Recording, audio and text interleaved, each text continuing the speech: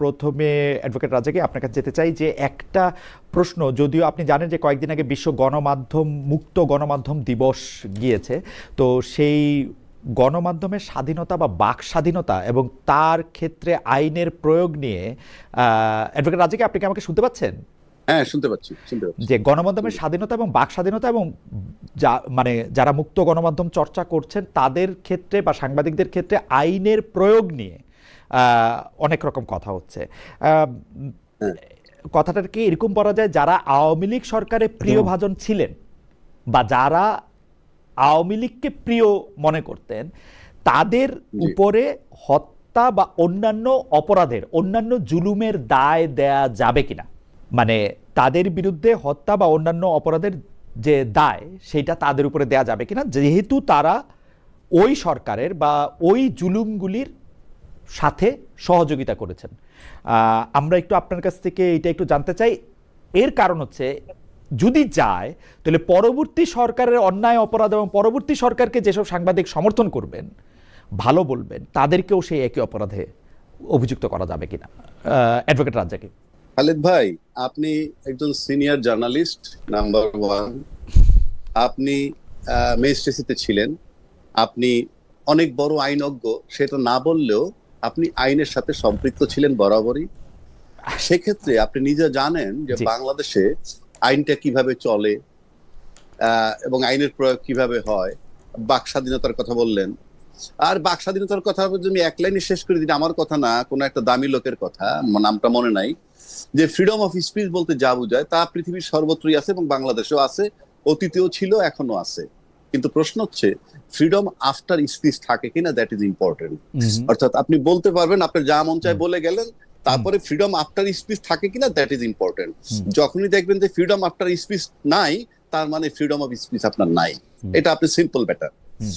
আর যদি জুডিশিয়ারির দিকে আসেন আপনি, বা বিচার ব্যবস্থার দিকে যদি আপনি আসেন, আপনি বলেন যে আপনি যখন খুব সুপরিকল্পিতভাবে যখন আপনি একটা বিচার বিভাগকে নির্বাহী বিভাগের অধীনে নিয়ে যাচ্ছেন, তার মানে আপনি নির্বাহী বিভাগের অধীনে গিয়ে নেওয়ার পর বিচার ব্যবস্থায় যারা বিচার কাজে নিয়োজিত থাকবেন তাদের পাশ দিয়ে যখন নির্বাহী বিভাগের লোকগুলা হাঁটাচলা করবে, তখন তাদের বারবার মনে হবে এরা আমার নিয়োগকর্তা।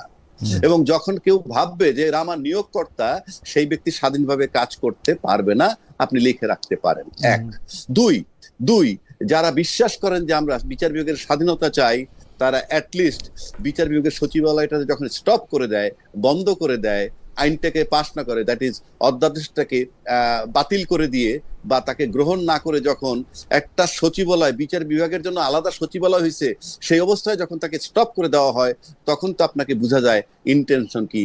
আপনি জানেন যে ক্রিমিনাল কেসের ক্ষেত্রে মোটিভ, ইন্টেনশনটা একটা ফ্যাক্টর। তাহলে আপনি এখানে মোটিভটা কি, ইন্টেনশনটা কি? আপনি বিচার বিভাগের স্বাধীনতা চাইবেনই, তাহলে আপনি কেন এই পৃথক বিচার বিভাগের যে পৃথক সচিবালয়, সেই অধ্যাদেশটা আমরা কেন পাশ করলাম না? সুতরাং এটা আপনি একটা বিরাট বার্তা দিয়ে দিচ্ছেন অলরেডি যে ইয়েস। আমার মনে হয় যে আপনি এই সরকারের ইন্টেনশনের কথা বলতেছেন, কিন্তু আমি যেটা আপনার কাছে একজন আইনজ্ঞ হিসেবে জানতে চাই যে, মানে অ্যাডভোকেট রাজাকে, মানে আমি আর যাই হই, আইনজ্ঞ তো কিছুতেই না, কারণ আমি আইন বিষয়ে আমার কোনো পড়াশোনা, মানে ডিগ্রিই নাই, তো আইনজ্ঞ তো অনেক পরের ব্যাপার। আমি যেটা জানতে চাইতেছি যে আপনি যাদেরকে বলতেছেন যে উনি মিডিয়াতে আওয়ামী লীগ সরকারের পক্ষে কথা বলেছেন, সেই জন্য তার বিপক্ষে আওয়ামী লীগ সরকারের যত খুন, যত জুলুম, সেইটা আমরা তাকে এনাবলার বলে তাকে আমরা বিচার করতে পারি, এবং এইটা বলে আপনি এক ধরনের জনসমর্থনও আমরা এর পক্ষে দেখছি। এইটা আসলে বিচার ব্যবস্থার জন্য বা মুক্ত স্বাধীনতার জন্য কতটা ঠিক? আমার প্রথম কথা হলো যে এই যে অভিযোগগুলো, যে কে হত্যা করলো, কে ক্ষমতায় থেকে হত্যা করলো, কার ইঙ্গিতে হত্যা হইলো, এটার বিচার নিয়ে যখন আমরা আলোচনা করি, আমরা যেমন কি বলে স্বাধীনতা বিরোধী শক্তি নিয়ে আলোচনা করি, তারা দীর্ঘদিন স্বাধীনতা বিরোধী শক্তি, কেউ কেউ বলছেন যে তারা ক্ষমা চাইলে, আমরা টকশোতেও শুনছি, আপনিও শুনছেন, যে জামাতে ইসলাম বা এরা ক্ষমা চায় না কেন, এরা ক্ষমা চাইলেই তো হয়ে যায়। এখন আমি আপনাকে একটা কথা বলি, এই যে অভিযোগগুলা, এটা কি আসলে রিয়েল কমপ্লেইন নাকি পলিটিক্যাল কমপ্লেইন? এই জায়গাটা আপনাকে প্রথম অ্যাসার্টেন করতে হবে। এই অভিযোগগুলো কি রিয়েল অভিযোগ না রাজনৈতিক অভিযোগ? কেন বলছি, আপনি যেহেতু বিচার বিভাগে ছিলেন, সেজন্য বলছি যে কতগুলা অফেন্স আছে যেটা আপনি আদালতের অনুমতি নিয়ে করতে পারেন, কম্প্রোমাইজ করতে পারেন। কিছু আছে অনুমতি না নিয়ে কম্প্রোমাইজ করতে পারেন, আবার কিছু আছে আদালতও পারমিশন দিতে পারবে না কম্প্রোমাইজ করতে, এটা নিশ্চয়ই আপনি জানেন। তো সেক্ষেত্রে আপনি যদি 2 লক্ষ মা বোনের ইজ্জত যখন লুটে নেওয়া হইলো, কিংবা 30 লক্ষ শহীদ হইল, শহীদ আমরা বলি যুদ্ধের জন্য, কিন্তু ইনফ্যাক্ট তারা তো নিহত হয়েছে বা তাদেরকে হত্যা করা হয়েছে, তাহলে এই হত্যার যে বিচার এবং ধর্ষণ যদি বলেন, মা বোনের সম্ভ্রম নষ্ট করা, সেটার যে বিচার, এগুলো তো কোনোভাবে কম্পাউন্ডেবল না, এটা ক্ষমা চেলেও মাফ হবে না। তাহলে এই অভিযোগটা 55 বছর ধরে চললো, 2টা সরকার, আজকে যারা ক্ষমতা আছে তারা এবং যারা পতিত সরকার হইলো, ঘুরে ফিরে তারাই সবচেয়ে বড় রোল প্লে করছে বাংলাদেশে ক্ষমতায়। যদি বিশেষ করে আমি শেখ হাসিনার আমল ধরি, বেগম খালেদার আমল ধরি, দুইয়ে মিলে পাক্কা 30টা বছর দেশে ছিলেন, ক্ষমতায় ছিলেন। তাহলে এই অভিযোগটা কি শুধুই রাজনৈতিক অভিযোগ, নাকি আসলেই ক্রিমিনাল অফেন্স? ক্রিমিনাল অফেন্সের তামাদি নাই, ক্রিমিনাল অফেন্সের মাপ নাই যে অপরাধগুলো তারা করছে। তাহলে এটার বিচার কেন হচ্ছে না? অথচ চালকাল ধরে আমরা এই শব্দগুলো শুনতেছি। একইভাবে আপনি যদি শেখ হাসিনার আমলটা নিয়ে আসেন, এটা কি এখন রিয়েল কমপ্লেন না পলিটিক্যাল কমপ্লেন? যদি রিয়েল কমপ্লেন হয়, বিচার করতে হবে। ইউনূস সাহেব উনি যা করে গেছেন, সেখানে যদি রিয়েল কমপ্লেন থাকে, বিচার করতে হবে। তাই আমার প্রশ্ন, কমপ্লেন গুলা পলিটিক্যাল নাকি কমপ্লেন গুলা রিয়েল? এইখানে আগে আমার মনে হয় একটা নতুন জি রাজা আমি বলি, আমি শেষ করছি, যদি পলিটিক্যাল কমপ্লেন হয়, তাহলে আপনাদের কোনো রাইটই নেই পলিটিক্যাল ইস্যু নিয়ে 55 বছর ধরে বিতর্ক করার, নাম্বার 1। আর যদি এটা রিয়েল কমপ্লেন হয়, কারো মাফ করার অধিকার নাই, আর টিভিতে বিতর্ক করার অধিকার নাই। আপনাদের বিচার করতে হবে। আর যদি বিচার করতে না পারেন, আপনাদেরকে ব্যাখ্যা দিতে হবে কেন পারছেন না। বিচার করতে না পারলে বিতর্ক তুলবেন না, নিজেরা কুইট করবেন যার যার পজিশন থেকে, কারণ বিচার করার নৈতিক দায়িত্ব আপনার। আমার মনে হয় যে রাজাকি ভাই, আমি মনে করি যে না, এটা চলতে পারে না, অ্যাবসলিউটলি এটা চলতে পারে না। এটা খুবই অগ্রহণযোগ্য ব্যাপার। কারণ 5ই আগস্ট হয়ে যাওয়ার পরে এখন প্রায় 2.25 বছর হতে চললো। কোন সাংবাদিক প্রায় 2.25 বছর ধরে কারাগারে আছেন, এবং ওনাদের বিরুদ্ধে অভিযোগ কি? হত্যা মামলার অভিযোগ। আজকে 2.25 বছরেও যদি আপনি কোনো চার্জ গঠন করতে না পারেন, বিচার শুরু করতে না পারেন, তাহলে এই মামলার আদৌ মেরিট আছে কিনা, এটা নিয়ে আমার প্রশ্ন আছে। আমি আইনের বিষয়গুলোতে অত গভীরভাবে যাব না। এটা রাজ্জাকি সাহেব যা বলেছেন, উনি হয়তো সেটা আরো ডিটেইল বলতে পারেন। এখন আমি ওনার কথা সূত্র ধরেই বলছি, এখানে 2টা লেন্স আছে। আপনি কি এটাকে লিগ্যাল লেন্স দিয়ে দেখবেন নাকি পলিটিক্যাল লেন্স দিয়ে দেখবেন? আমার মনে হয় তাদের মামলাগুলোকে পলিটিক্যাল লেন্স দিয়ে বিবেচনা করা হচ্ছে। এখানে লিগ্যাল বেসিস খুবই কম বলে আমার ধারণা। কারণ যেই হত্যা মামলার চার্জ ফ্রেম করতে বিচার শুরু হতে 2 বছরের বেশি সময় লাগে, সেখানে কি সাবস্টেন্স আছে আমি জানি না। আর আপনি যেটা বললেন যে অনেক সাংবাদিক হয়তো হ্যাঁ শেখ হাসিনার প্রশংসা করেছে, তাকে সোকল তেল মেরেছে আমরা যেটা বলছেন, বা আরো অনেক কিছু করেছে, এইটা তাদের বিরুদ্ধে প্রতিহিংসা চরিতার্থ করার জন্য যথেষ্ট কারণ হতে পারে না। কারণ আপনার একটা রাজনৈতিক মতাদর্শ থাকে। এখন আমি দেখেন সাংবাদিকতাকে বিচার করি হচ্ছে যে দিন শেষে পাঠক আপনাকে বিচার করবে, পাঠক আপনাকে বিচার করবে। আপনি খালিদ মহিউদ্দিন সাংবাদিকতা করেন, আপনার সমালোচনা আছে, লোকে আপনাকে প্রশংসাও করছে, নিন্দাও করছে। সো এই যে নিন্দা এবং প্রশংসার ভিতর দিয়েই কিন্তু আপনার সাংবাদিকতা গড়ে উঠবে। আমরা কিন্তু কাউকে বলতে পারবো না যে সবাই আমার প্রশংসা করবে। আমার বহু এনিমি আছে সাংবাদিকতায়, থাকতেই পারে। তাই বলে কি আপনি আমার বিরুদ্ধে হত্যা মামলা ঠুকে দেবেন? এখন আসেন স্পেসিফিক ওই যে গণ অভ্যুত্থানের সময়টাতে, সেই সময় যদি কেউ স্পেসিফিকলি গণ অভ্যুত্থানের এই যে পুলিশ যেভাবে হত্যাকাণ্ড ঘটিয়েছে শেখ হাসিনার নির্দেশে, এটাতে যদি কেউ সমর্থন দিয়ে থাকে, রিমোটলিও দিয়ে থাকে, এটা আপনি প্রমাণ করেন, এটাকে আপনি ডকুমেন্টারি এভিডেন্সের মাধ্যমে প্রমাণ করেন। কিন্তু সেটা তো করতে পারছেন না আপনি। তাহলে একটা মানুষ কতদিন কারাগারে থাকবে? আপনি যদি মানবাধিকার সমুন্নত রাখার কথা বলেন, এটা তো বেসিক হিউম্যান রাইটস কে কন্ট্রাডিক্ট করে, তাই নয় কি? অবশ্যই। আর যদি কারো বিরুদ্ধে আপনার দুর্নীতির অভিযোগ থেকে থাকে, তাহলে সেটা চার্জ ফ্রেম আপনি করতে পারেন। কিন্তু আমি না, আমার ধারণা বাংলাদেশে এটা কেউই বিশ্বাস করবে না যেসব সাংবাদিকরা কারাগারে আছেন ওনারা হত্যা মামলায় অভিযুক্ত হতে পারেন। আমি জনাব আকবর হোসেন, এই প্রশ্নটা শুরুটা আপনার থেকে করি। আমি অ্যাডভোকেট রাজ্জাকির কাছে যাব যে এইটার ব্যাপারে তার মতামত জানতে। একই প্রশ্ন। আমি কিন্তু আশা করেছিলাম যখন 5 আগস্টের পরে নতুন সরকার গঠিত হয়েছে, তারা আসলে কোনো কিছু একটা লেন্সে, যেটা আপনারা দেখার কথা বলতেছেন, সেইটা একটা ক্ষমতা বানের লেন্সে দেখবেন না। কেন আমি উদাহরণ দেই, সাংবাদিকরা যে অপরাধ করেছেন প্রায় একই বা তার চেয়ে 10 গুণ বেশি অপরাধ করেছেন ক্ষমতাবান ব্যবসায়ীরা, ক্ষমতাবান সংবাদ মাধ্যমের মালিকেরা। তারা প্রায় 10 গুণ অপরাধ, আপনি যেই সময়টার কথা বলেছেন সেই সময়টা বলেছেন। আমরা কিন্তু ছাত্র, যারা বৈষম্য বিরোধী ছাত্র আন্দোলন করেছেন তাদেরকে, ডক্টর ইউনূস সরকারের সবাইকে তাদের বিরুদ্ধে একটা কথা বলতে দেখি নাই, বরং উল্টোটা দেখছি। তাদেরকে গিয়ে যারা প্রশংসা করে এসছেন তাদেরকে 21 পুরস্কার দেওয়া হয়েছে সাংবাদিকতায়, এবং অনেক হাততালি দেওয়া হয়েছে, বিশেষ সাংবাদিক সেগুলি বলা হয়েছে। এইটার কারণ কি বলে আপনি মনে করেন? মানে এটা কেমনে হইল? মানে ওয়ানলি বিকজ সাংবাদিকরা কম পয়সাওয়ালা, ব্যবসায়ীরা বেশি পয়সা? আপনি আগে বলবেন, তারপর আমরা এক্স্যাক্টলি এক্স্যাক্টলি আপনি খুব চমৎকার একটা উদাহরণ তুলে ধরেছেন যে দেখুন, ব্যবসায়ীদেরকে আপনি কখনো ইগনোর করতে পারবেন না। আমি যদি সোজা কথা বলি, এই যে বসুন্ধরা গ্রুপ, এই বসুন্ধরা গ্রুপ বা এদের মতো অনেকে কিন্তু 1/11 সময় পালিয়ে গিয়েছিলেন। ঠিক যখন আবার আওয়ামী লীগ ক্ষমতা আসলো, তারা কিন্তু বীর দর্পে ডবল ক্ষমতা নিয়ে তারা ফিরে আসলো। একই অবস্থা আপনি দেখেন যে এরা কিন্তু সবাই আছে, তাদের ব্যবসা চলছে, সবই চলছে, তাদের সঙ্গে এখন যারা ক্ষমতাসীন দল আছে তারা নানাভাবে বৈঠক করছে। আমরা শুনছি যে আড়ালে আবডালেও বৈঠক হচ্ছে, যেগুলো প্রমাণ করতে পারবো না, সেগুলো আমরা বলবো না, কিন্তু তারা যাচ্ছেন তো বিভিন্ন মিটিং এ। কারণ হচ্ছে যে ওনারা মনে করেন, আমাদের পলিটিক্যাল পার্টিগুলো মনে করে যে আমার ব্যবসায়ীদেরকে দরকার। কারণ কি দরকার? ব্যাপারটা এরকম হতে পারে যে আপনি একজন বিজনেসম্যান, আপনার বিরুদ্ধে কিছু অভিযোগ উঠেছে, এখন সেই অভিযোগটাকে আপনার এগেইনস্টে ব্যবহার করে মানে আপনাকে একটা ক্যাশ কাউ করা হবে, যত বেশি দুগ্ধ দহন করা যায় ওইটা দিয়ে টাকা বের করা হবে। এখন সাংবাদিকের ক্ষেত্রে তো আপনি সেটা পারবেন না।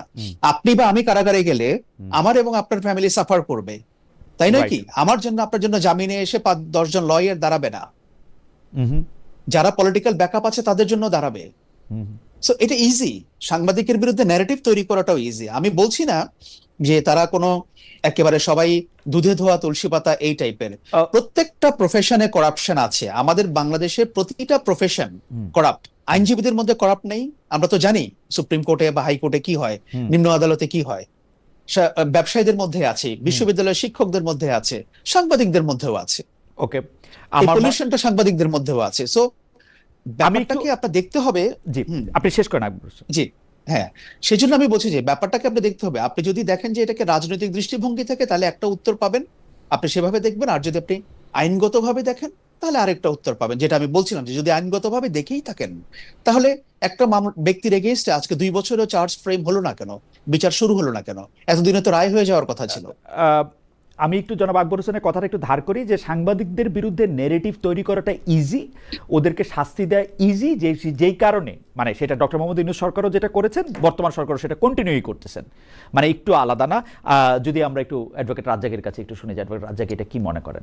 আমি আপনার এই যে বিচার কি বলে যে আপনি বিশেষ করে সাংবাদিক যারা গ্রেপ্তার, যাদের কথা আপনি বলছেন, আপনি যদি ক্যাটাগরিক্যালি শুধু সাংবাদিক বলবো কেন আমি, আমার প্রশ্ন হচ্ছে যে আপনি তিনটা গ্রাউন্ড যদি সিম্পল ধরেন যে আপনার বিরুদ্ধে মামলা হয়েছে, সেটা হত্যা মামলা হোক না চুরি মামলা হোক, ডাকাতি মামলা হোক, লুটেরার মামলা, হোয়াটএভার দ্য কেসিস। ভাই যেমন আকবর ভাই যেমন বললেন সাংবাদিকদের বিরুদ্ধে হত্যা মামলা, আমি ধরে নিলাম তর্কের খাতির, অথচ আপনি বিনা বিচারে কাস্টডিতে, তাহলে এটাই তো সবচেয়ে বড় গ্রাউন্ড। আপনি তো এই গ্রাউন্ডেই আপনি বেইল পাবেন। এখন এই যে বেলটা পাচ্ছেন না কেন, এখানে একটু আগে আমি বলে গেছি, আপনি যখন বিচার বিভাগকে নির্বাহী বিভাগের অধীনস্থ রাখবেন তখন বিচার বিভাগের হাত পাটা বন্ধ হয়ে যায়, বাধা পড়ে যায়। কারণ আপনি যদি আমি যদি ভাবতে থাকি সবসময় খালেদ মহিউদ্দিন সাহেবের দেখে জানি উনি তো আমার নিয়োগকর্তা, উনি যখন নিয়োগকর্তা কারো অস্বাভাবিক গ্রোথ হয়, অস্বাভাবিক গ্রোথ কোনটা? Financial growth. আপনি খালেদ মহিউদ্দিন সাহেব আপনি যদি ভাবেন যে আপনি বাড়তি কোনো সুবিধা আর্ন করবেন না, অথচ আপনি এমপি মন্ত্রী হলে মানুষ বলবে একসময় উনি যাদের বিরুদ্ধে আন্দোলন করছে তাদের দলে যোগ দিয়া এখন এমপি মন্ত্রী হইয়া চুপ করে বসে আছে। এই চুপ করে বসে থাকা কিন্তু তার ব্যক্তিত্বহীনতার লক্ষণ। কিন্তু তাহলে চুপ করে বসে আছেন কেন? যারা টিভির টকশোর মাধ্যমে পরিচিত হয়েছেন তারা কিন্তু এমপি হইয়া বাড়তি পরিচিত হন নাই, কিন্তু এই ব্লেমটা নিচ্ছেন কেন? Because anyway he is benefited. আর এই বেনিফিটটাকে কিন্তু ক্যালকুলেট করবেন শুধুই টাকা দিয়া, শুধুই টাকা দিয়া, শুধুই টাকা দিয়া। আমি একটু মাঝখানে আমি একটু আপনাকে প্রশ্ন করি যে আপনি বিচার বিভাগের স্বাধীনতার কথাটা এবং বিচার বিভাগ নির্বাহী বিভাগের অধীনে থাকার কথাটা আপনি বারবার যেহেতু আনছেন, সেই জন্য আমি বলি আসলে বিচার বিভাগ প্র্যাকটিক্যালি বাংলাদেশ থেকে আলাদা হয়ে গেছে সুপ্রিম কোর্ট যেদিন 1998 সালে রায় দিয়েছে তারপরে সরকার বিভিন্নভাবে এটা মানছে, যতটুকু মানছে মানে নাই। কিন্তু এখন যেটা অবস্থা, সেই অবস্থার মধ্যে আমি ট্রায়াল কোর্টের কথা জানি, যেহেতু আপনি আমাকে বলছেন যে আমার অনেক বন্ধু বান্ধব অনুজ অগ্রজ তারা রয়েছেন ট্রায়াল কোর্টে, তারা কিন্তু অনেক সময় অনেক রায় দেন, সেই রায় দিয়ে সাফার করেন, যেহেতু তাদেরকে বদলি করা যায়, তাদেরকে অন্য জায়গায় দিয়ে দেওয়া যায়, থেকে প্রত্যাহার করা যায়। কিন্তু আমাদের একটা এপিলেট কোর্ট আছে, যে কোর্টটার মধ্যে দুইটা ভাগ, একটা হাইকোর্ট একটা এপিলেট ডিভিশন। এই দুইটা এপিলেট কোর্টও কেন ওই জায়গাগুলি দেখতে পায় না? তাদের তো ক্ষমতা আছে দেখার, যেটা আছে। আর আমি আপনাদের কাছে যেটা বিচার দিতে চাই সেটা হলো কি, আমি কিন্তু যে বয়সে কম থাকলেও আমি দেখেছি ইভেন হুসেন মোহাম্মদ এরশাদের আমলে, পরে বেগম খালেদা জিয়ার প্রথম আমলে, পরে আমার নিজের চোখে দেখা শেখ হাসিনার আমলে কিন্তু আপনারা আইনজীবীরা যেই জজ সাহেব আসলে খারাপ রায় দিচ্ছেন তার কোর্ট আপনারা ঘোষণা দিয়ে আপনারা যেটাকে বলা হচ্ছে বয়কট করতেছেন, যে ওনার কোর্টে আর কোনো মামলা নিয়ে যাবেন না। আমরা কিন্তু এরকম কোনো কিছু এখন আর দেখি না, কারণ আপনাদের সুবিধা হয়, আপনারা যায় ওই কোর্টের থেকে ওইটা আপনি নিয়ে আসেন। উচ্চ আদালত বলে কিন্তু এখন আসলে কিছু নাই। আপনি যতই সরকারের কাছে দোষ দেন, উচ্চ আদালত বা আপিল আদালত এবং যে আইনজীবীদের যে ভূমিকা পালন করার কথা সেইটা আমরা দেখি না। এটা আমার একটা মন্তব্য, আপনি যদি এটা সম্পর্কে একটু বলেন। ভাই আমি আপনাকে খুব সহজভাবে, খালেদ ভাই, আচ্ছা আপনার তো ধারণা আছে যে বর্তমান বাজারে রাজ্জাকি কোন কোর্টে এপিয়ার করবে, মনে করেন রাজ্জাকিরে চেনে, সব কোর্ট চেনে, টিভিতে কথা বলি সে কারণে চেনে, কিন্তু এখন আমি খালি কোর্টে গিয়ে হাজির হয়ে বলবো আমি এই হিয়ারিংটা করব, আমার 5 লাখ টাকা ফি দিবেন, কথাটা কি যৌক্তিক আদৌ? কথার কথা বলছি আমি, কথাটা তো যৌক্তিক না। মানে আমি কোর্টে গেলে আমাকে 10 লাখ দিতে হবে কেন? এই ইনজাস্টিসটা কেন? when I am confident যে আমি কোর্টে গেলে আমি যেটা চাইবো সেটা পাইবো, তখনই আপনি এরকম টাকা চাইতে পারবেন। 1 2, যে ক্লায়েন্ট আপনার কাছে যাবে সে ক্লায়েন্টও বাংলাদেশের রাজনীতির আলোকে বিবেচনা করতে সক্ষম হন যে কাকে ধরলে পরে আমি কোর্ট থেকে এই বেনিফিট গুলা নিতে পারবো। ঠিক সেই লোকটাকে গিয়েই ধরে। আপনি যদি 5ই আগস্টের আগের সেট অফ লয়ার্স দেখেন, আমরা যদি দেখি সুপ্রিম কোর্টে যারা প্র্যাকটিস করছে রেগুলার, তারা তখনকার সময় 5ই আগস্টের পূর্ব পর্যন্ত যারা খুব মেধাবী লয়ার ছিল ইত্যাদি ইত্যাদি, তারা যখন 5ই আগস্টের পর চট করে চলে গেল, তখন কিন্তু মেধাবী আরেকটা গ্রুপ কিন্তু চলে আসলো। মেধা সরকার চলে যাওয়ার সঙ্গে সঙ্গে মেধাও চলে গেছে। যাই যেভাবে আপনি নেন, কিন্তু আবার আরেকটা সেট তো আছে, কারা পূরণ করে, যারা এখন সরকারের ক্ষমতায় আছে তারা। আমি সেটা জানি না, এই যে আপনি বললেন, কিন্তু আমি বলছি জায়গাটা তো খালি নাই, জায়গা খালি নাই, জায়গা তো খালি থাকার কথা ছিল, জায়গাটা তো খালি থাকার কথা ছিল if you are honest, if your political party is honest, অথবা if Yunus government is honest, if XYZ is honest. No, জায়গাগুলো পূরণ হয়ে গেছে এবং সেভাবে চলমান।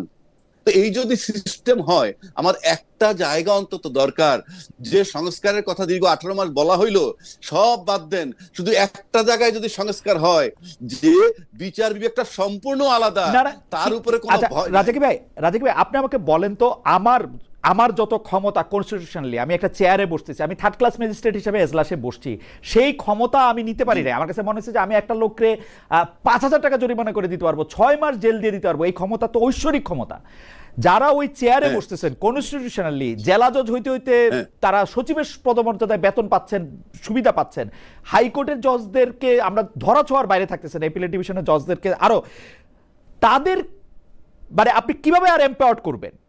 আপনি যদি একটা বিবেকবান মানুষ হিসেবে চিন্তা করেন, তাহলে পার্থিব জগতে সবচেয়ে ক্ষমতাধর একজন বিচারক, যাকে আপনি ইনডাইরেক্ট বলতে পারেন নেক্সট টু গড। অর্থাৎ একটা লোকের কলমের খোঁচায় একজনের মৃত্যুদণ্ড হয়ে যাবে, একজনের কলমের খোঁচায় 40 বছরের ভিটা বাড়িটা চলে যাবে। এইটা যদি কারো বিবেক থাকে, সে যদি চিন্তা করে যে আমি কতখানি নিখুঁত, আমি কতখানি কোয়ালিফাইড, কতখানি অনেস্ট, কতখানি যোগ্যতা সম্পন্ন, এটা যদি একবার সে চিন্তা করে তাহলে বাংলাদেশে জাস্টিস করার জন্য আপনি লোক খুঁজে পাবেন না। অ্যাবসলিউটলি, আমি বক্তব্যের সাথে একমত। আমি জনাব আকবর হোসেনের কাছে আসি, শুধু একটা মন্তব্য করি যে আমরা দেখেছি যে বিচারকেরা ডক্টর মোহাম্মদ ইউনূসের বিরুদ্ধে যখন মামলা চলতো, শেখ হাসিনা যখন প্রধানমন্ত্রী ছিলেন, তখন দেখা যেত যে উনার সব কিছু উনারা দেখতে পাচ্ছেন যে উনি এইটা ভুল করছেন, এইটা ফল করছেন, এইটার মধ্যে এইটা হয়েছে, এইটা হয়েছে। সেই একই বিচারক, চেয়ার তো বদলায়, হয়তো মানুষটা বদলাইছে, উনারা তার কোনো ফলটি খুঁজে পাচ্ছে না যখন উনি আবার চেয়ারে আসছেন। মানে এটা তো কোনো একটা বিচারকদের কাজ হইতে পারে না। সেই বিচারকরা কি মানে মানে যাই হোক, জনাব আকবর হোসেনের কাছে আমি আসি। জনাব আকবর হোসেন, আমরা পরবর্তী প্রসঙ্গে যাই।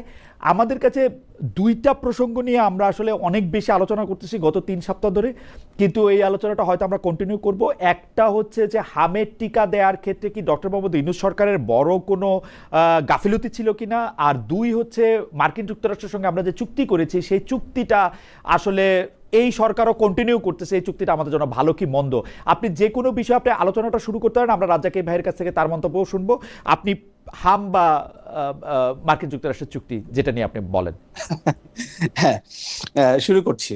একটা ইন্টারেস্টিং ব্যাপার হচ্ছে ভাইব পাওয়া যাচ্ছে আর কি বিভিন্ন জায়গায়, মানে অ্যাজ ইফ ইন্টারিম গভর্নমেন্টের অনেক সিদ্ধান্ত বা অনেক কিছু হয়তো আমার জানা আছে না, আমি শুধু আমার জানা আপনাকে নেই। বিশ্লেষক হিসেবে, মনোযোগী পাঠক হিসেবে, যেহেতু আমি অনেক কিছু জানি, আমি ওই জায়গা থেকে আমি আপনাকে দায়ী করতেছি না, কারণ ডক্টর মোহাম্মদ ইউনূস সরকার বা এই আমি দায়ীর কথা বলছি না।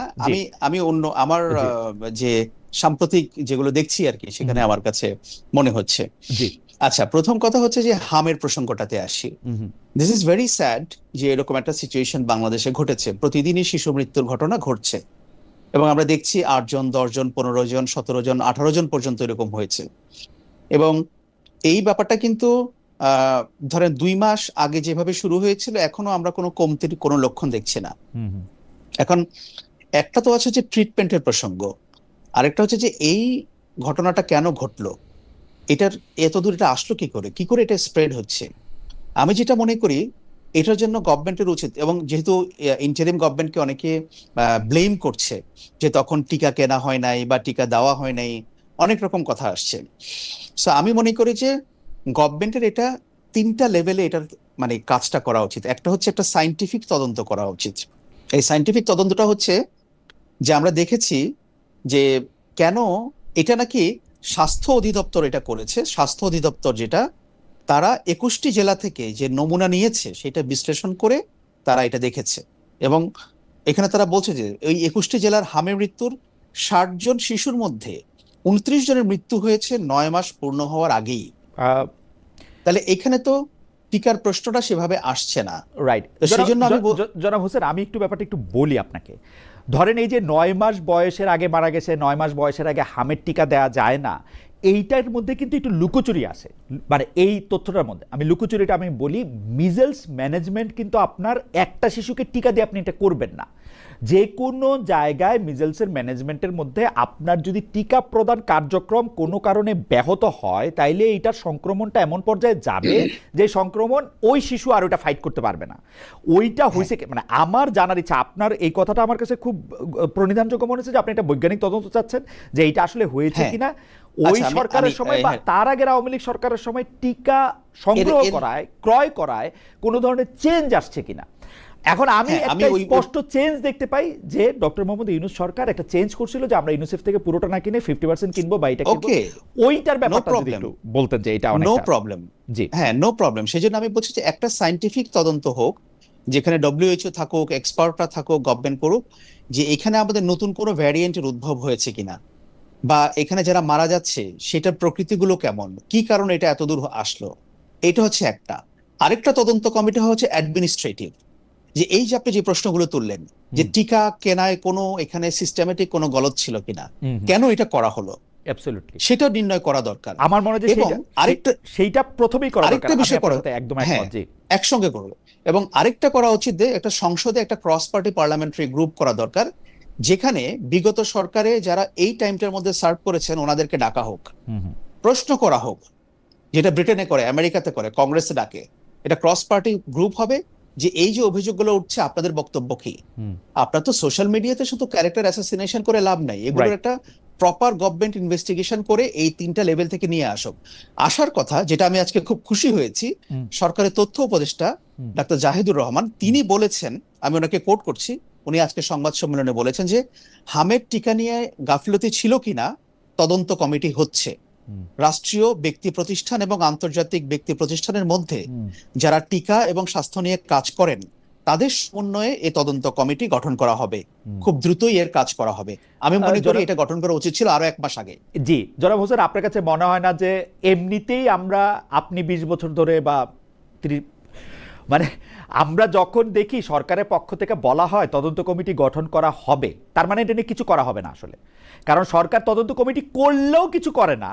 আর তদন্ত কমিটি গঠন করা হবে তো আপনি আশা পাইছেন, কারণ আপনি জাহেদরে হয়তো অনেক পছন্দ করেন, আমিও করি, কিন্তু আমি খুব আশাবাদী হইতে পারতেছি না আর কি। আমার কাছে মনে হচ্ছে তদন্ত কমিটি গঠন করা হবে পর্যায়ে যেহেতু এটা আছে, এইটা নিয়ে আমার কোনো আশা ভরসা নাই।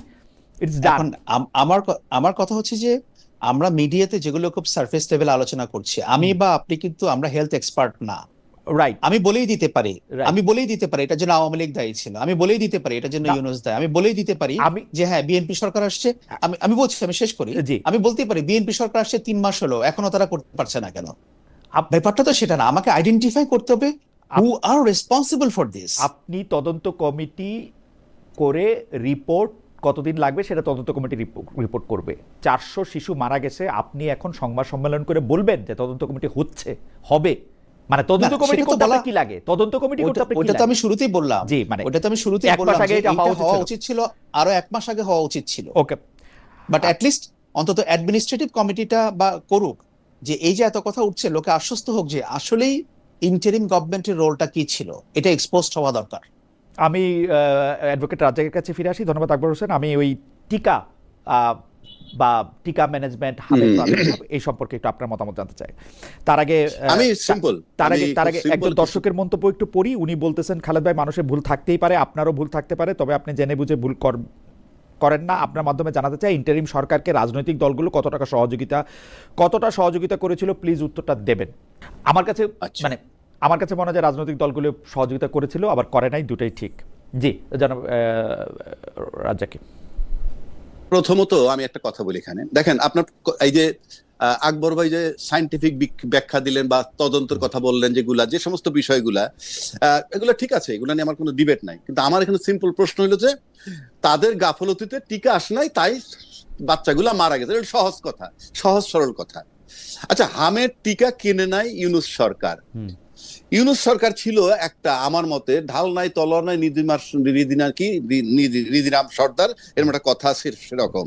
কারণ সে কি ছিল, সে কতখানি কোঅপারেটেড হয়েছে আমরা দেখছি। সে আসার পর আজকে যেমন এই সরকারকে বলা হয় 3 মাস কোনো সাফিসিয়েন্ট টাইম না, আমরা সবাই বলি, কিন্তু ইউনূস সাহেবের সময় ফ্রম তৃতীয় দিন থেকে আন্দোলন শুরু হয়েছিল। সেই আন্দোলনগুলো কোনো ব্যক্তিরা করে নাই, কোনো দলের ছত্রছায়া হয়েছে। এখন সেই দাবি দাওয়াগুলো আমরা দেখছি না। আচ্ছা, এখন এই হামের টিকা যখন আসলো না, তখন কিন্তু এই দেশের রাজনৈতিক দলগুলা সবসময় তাদের সাথে বিভিন্ন বিষয় নিয়ে, সংস্কার নিয়ে, তদন্ত কমিশন, তত্ত্বাবধায়ক সরকার নিয়ে, নানান বিষয় নিয়ে, সংশোধন নিয়ে, বিচার নিয়ে নানান আলাপ করছে। একবারও কি তারা বলছিল যে হামের টিকা আসছে কিনা, প্রশ্নটা উত্থাপন হয়েছিল কিনা? কারণ রাজনৈতিক দায়িত্ব আছে, ইউনূস সাহেবের কোনো দায়িত্ব নাই, কারণ সে রাজনৈতিক সরকার না, তাকে সবাই মিলে বসাইছে, সে নির্বাচিত সরকারও না, একটা তুষের আগুনের মধ্যে, একটা জলজন্ত আগুনের মধ্যে সে বসছে। আর এটা রাজনৈতিক দলের বক্তব্য থাকা উচিত ছিল। 2 নম্বর আসেন, রোগ কেন আসে, রোগ কোথা থেকে আসে, এটা একটা তাত্ত্বিক ব্যাখ্যা। আর হামের টিকা যারা পৃথিবীতে আবিষ্কার করছে তারা উন্নত বিশ্ব, যারা অবহেলা করে না। তার মানে কি, সেখানে হামের লোক মারা গেছে, তাই তারা হামের টিকা বানাইছে। আর হামের টিকা তো আমি বানাচ্ছি না। কেন কথাগুলো বলছি, যে সবসময় সতর্ক থাকলেই সবকিছু করা যায় না, আবার কোঅপারেশন লাগে, রাজনৈতিক দলের কোঅপারেশন। আজকে যে আপনার কমপ্লেনটা তুললেন ইউনূস সরকারের জন্য, আমি একমত যে ইউনূস সাহেবের অবহেলার জন্য আমি ধরে নিলাম। তাহলে একই কথা আসে, এটা কি রিয়েল কমপ্লেন না পলিটিক্যাল কমপ্লেন? আবার এই তদন্ত, হামের টিকার বিষয়ে তদন্ত হবে মানে কি? ক্রিমিনাল অফেন্স হয়ে গেছে, উনি টিকা আনেন নাই, মানে প্রসিকিউশন শুরু হয়ে যাবে, তার বিরুদ্ধে মামলা শুরু হয়ে যাবে। আমি টাইম দিচ্ছি কেন, মানে কি? তখন কি আপনারা পলিটিক্যাল লিডাররা শুধুই নির্বাচনের জন্য ছিলেন, সব মেনে নিছেন, হামের টিকা আসলো কি আসলো না দেখার দরকার নাই, লোক মরে যাক? আমরা নির্বাচন চাই, নির্বাচন হওয়ার পর 3 মাস না, এখানে- কিন্তু এখানে যে পদক্ষেপ কি? প্রশ্ন জনাব আকবর হোসেন তুলছিলেন যে এটা কি আসলে পলিটিক্যাল রেটরিক, আপনিও কিছুটা বললেন যে এটা কি আসলে পলিটিক্যাল রেটরিক নাকি আমাদের কাছে আসলে কোনো সায়েন্টিফিক আমার কোনো কোনো আমার কোনো ব্যাখ্যার তো সিম্পল একটা কমপ্লেইন যখন রেজ করছেন আপনারা যে ইউনূস সাহেবের টিকা কিনতে দেয় নাই বা অবহেলা, আপনি স্ট্রেট মামলা করবেন।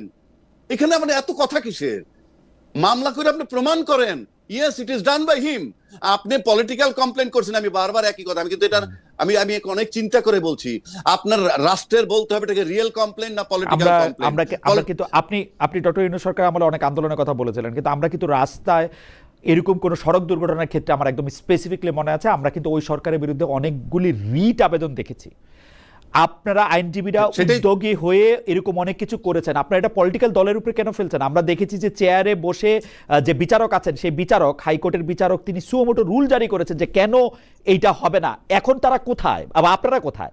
আচ্ছা, এইবার আসেন তাহলে আপনি এটার প্রতি আমি একমত আপনার সাথে। আমি একমত যে উনি একটা বিরাট ওয়াইড পাওয়ার, সাংবিধানিক ক্ষমতা, আপনি জানেন যে রুল দিতে পারে।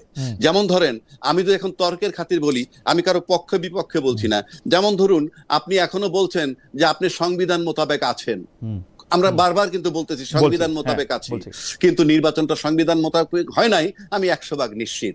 কারণ আপনার সংবিধান বলছিল সংসদ ভেঙে যাওয়ার পর 3 মাসের মধ্যে নির্বাচন দেওয়ার কথা, সেই নির্বাচন আসলো 2026-এর ফেব্রুয়ারিতে। এইটা আমার এক্সিস্টিং সংবিধান মোতাবেক পারমিট করে না, আমি চ্যালেঞ্জ করছি, নাম্বার 1। নাম্বার 2, তারপরও যদি আপনি গায়ের জোরে ঢুকে যান যে আপনি সংবিধান মোতাবেক নির্বাচন করছেন, তাহলে সংবিধানের 4-এর ক মোতাবেক এতক্ষণ পর্যন্ত যেহেতু সংবিধান সংশোধন হয় নাই, সংবিধানের 4 কয়ের অনুচ্ছেদ মোতাবেক সর্বত্র বঙ্গবন্ধুর ছবি ঝুলানো থাকার কথা, আপনি কিন্তু ঝুলাচ্ছেন না।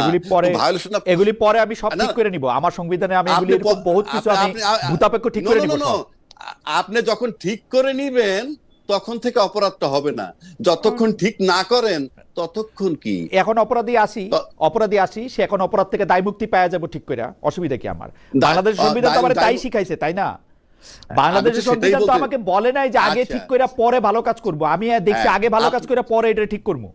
তাহলে তো আপনি বাংলাদেশ সংবিধান, আচ্ছা আপনি তো বাংলাদেশ সংবিধানে হাতই দিতে পারবেন না যদি ওইভাবে আসেন, আপনি হাতই দিতে পারবেন না। হাত জোর করে দিতে, জোর করাটা ঠিক করে নিব।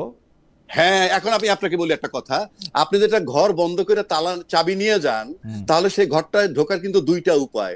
এক, যে চাবিটা নিয়ে গেছে তারে আইনে চাবিটা এনে দরজা খুলে ঢুকবেন, অথবা দরজা ভেঙে ঢুকবেন। আমি ঘর ভেঙে, তো এখন আমি দরজা ভেঙে, আপনি ঘর ভেঙে, আপনি দরজা ভেঙে ঢুকেন তো, ঢুকছেনই তো অলরেডি, আবার ঢুকবেন। সেটা তো কোনো, সেটা আমি আমার মনে হয় যে কোনো একটা জায়গায় গিয়ে তো আমাদের থামতে হবে। অ্যাডভোকেট রাজ্জাক, কি কোনো একটা জায়গায় তো থামতে হবে, তাইলে তো আপনি, আমি সেটাই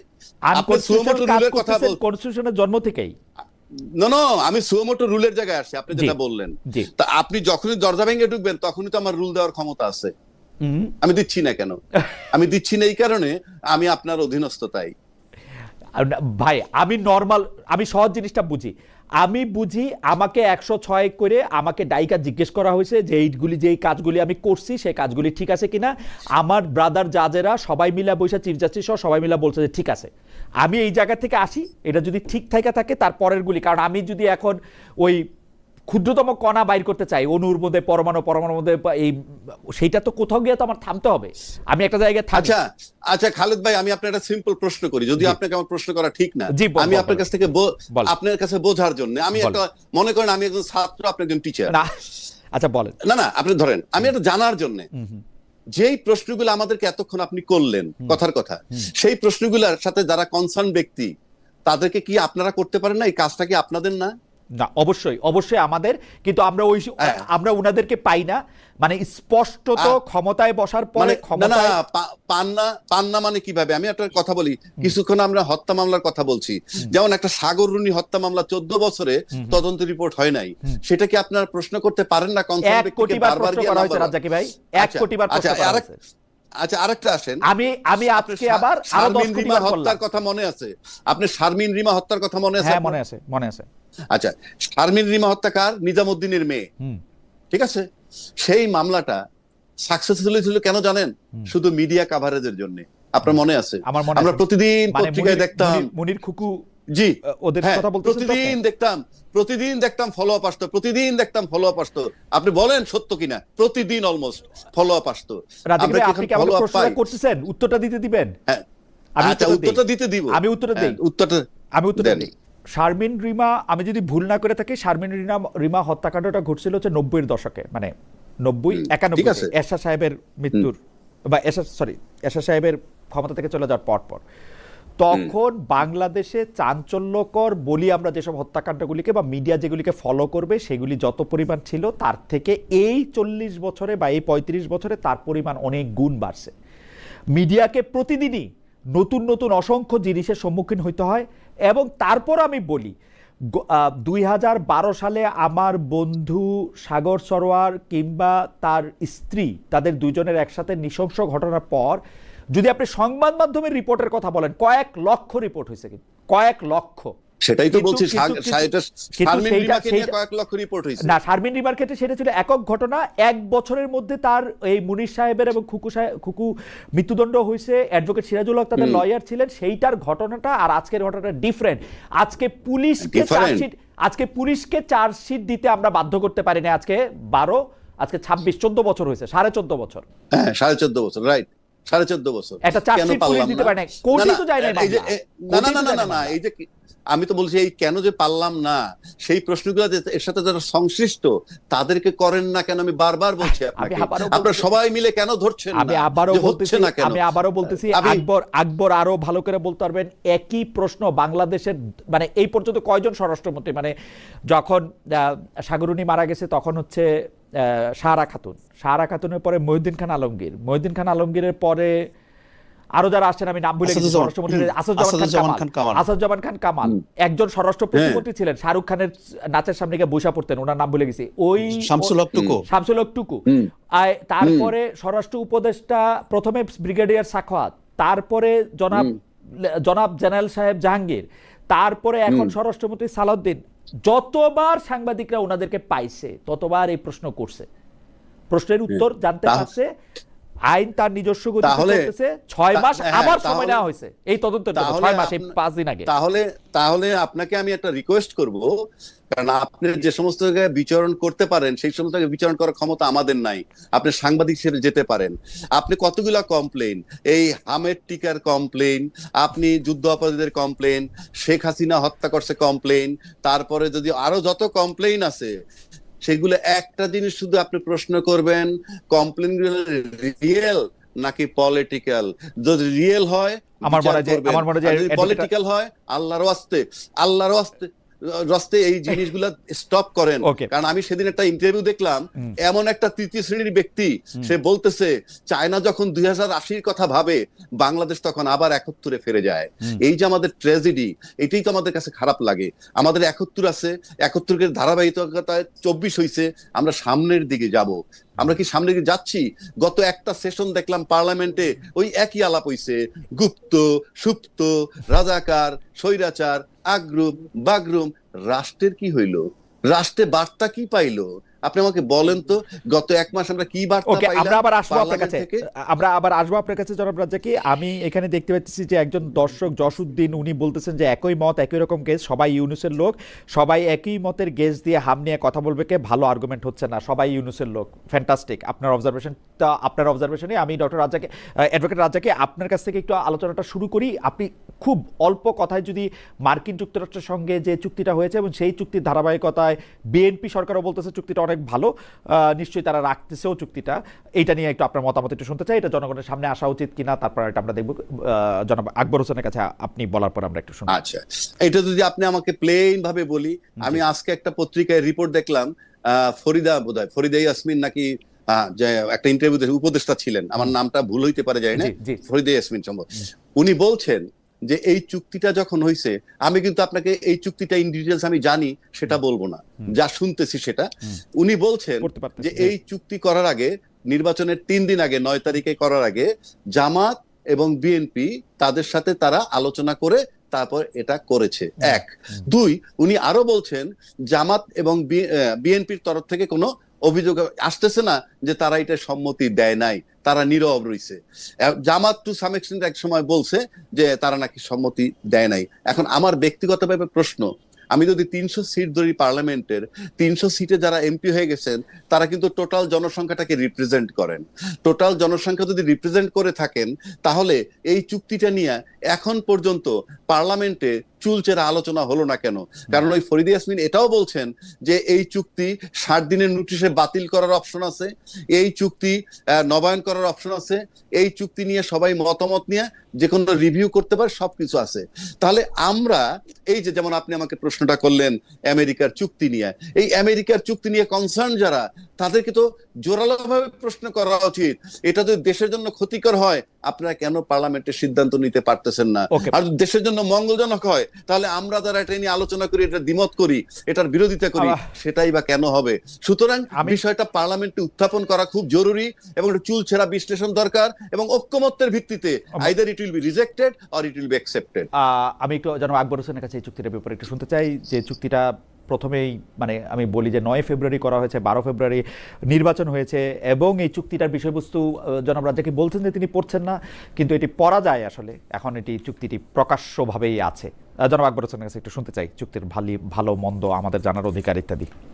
দেখুন, এই চুক্তি করার আগে প্রধান দলগুলোর সঙ্গে আলোচনা হয়েছে। এটা কিন্তু আজকে যে ফরিদা আক্তার বলেছেন ব্যাপারটা এমন না। এর আগে এর আগে পররাষ্ট্রমন্ত্রী ডক্টর খলিলুর রহমানও বলেছেন, এবং তিনি বিগত সরকারের ন্যাশনাল সিকিউরিটি অ্যাডভাইজার ছিলেন, বর্তমান সরকারের উনি পররাষ্ট্রমন্ত্রী। ডক্টর খলিলুর রহমান এই কথা বলার পরে বিএনপির তরফ থেকে তো বলা হয়নি যে না আমরা জানতাম না, আমরা এটা করিনি, বলে নেই। বা জামায়াত একটু ইংরাজি ভাবে বলেছে, বাট খুব স্ট্রংলি তারা বলে না, মাঝে মধ্যে চুপ থাকে, মাঝে মধ্যে তারা অন্যদেরকে দিয়ে বলায় এরকম।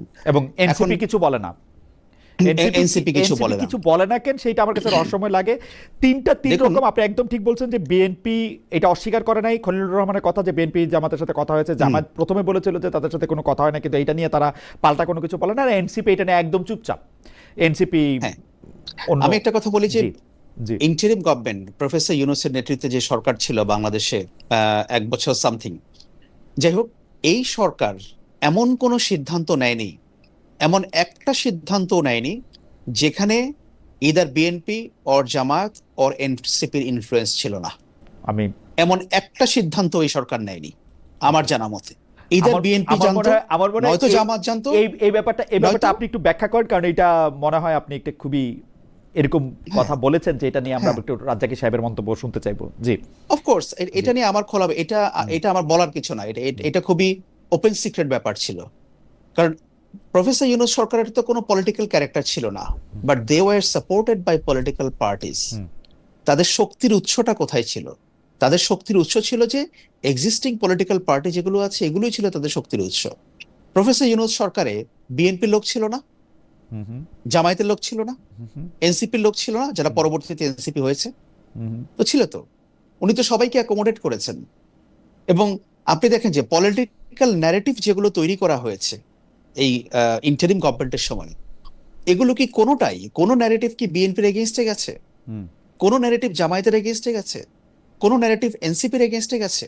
যায়নি তো। তাহলে এখন তো বলে লাভ নাই। এবং আপনি দেখেন যে এই মার্কিন যুক্তরাষ্ট্রের সঙ্গে চুক্তিটা, এইটাকে আমি মনে করি কি বাংলাদেশের সবকিছুই হচ্ছে পলিটিক্যাল। এখানে আপনি রাজনৈতিক লেন্সের বাইরে আপনি কোনো কিছুকে বিচার করতে পারবেন না। এবং মার্কিন এই চুক্তিটা, এটা একটা ভূ রাজনৈতিক একটা কৌশলগত দিক।